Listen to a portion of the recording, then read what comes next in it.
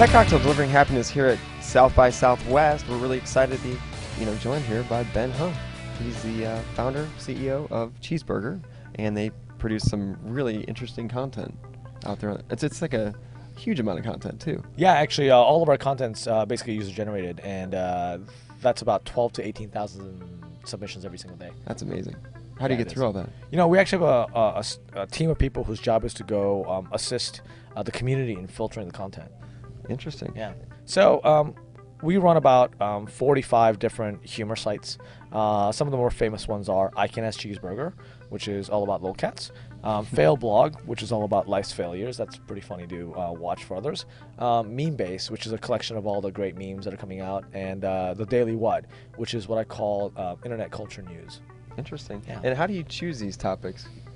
It's actually what we like in the office. If we feel that we would enjoy the content on the site, we actually give it a shot. Okay. Yeah, so we've actually been testing different ideas, see if it works with our audience, and our goal is to actually give people a playground that makes them happy. I really want to build a great business. Part of this is my desire to actually fulfill our company's mission, which is to make everyone in the world happy for 5 minutes a day. So we bring joy and laughter, not because of what we do, but because we give other users a place to share their content and share things that they love.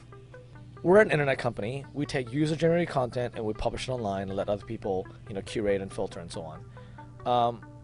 It was interesting because a lot of people are curious how we were able to publish books off of this. So during 2007, 2008, there was actually a growth of internet blogs to books, and we were certainly one of those.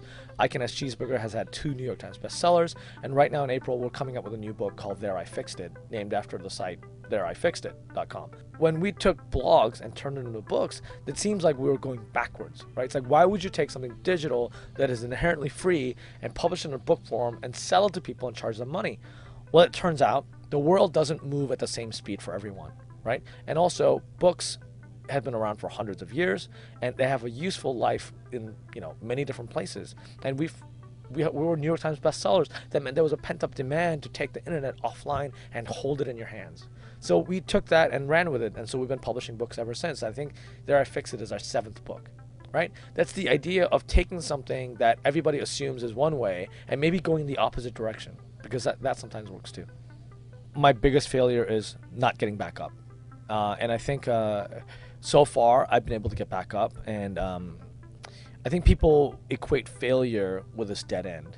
But what is really interesting to see among everybody who succeeded, and actually if you read Tony's book, you'll see how he's actually hit what seems like the bottom of the barrel, and then he continues to go deeper and deeper into that barrel. And people need to realize that you've got to keep trying.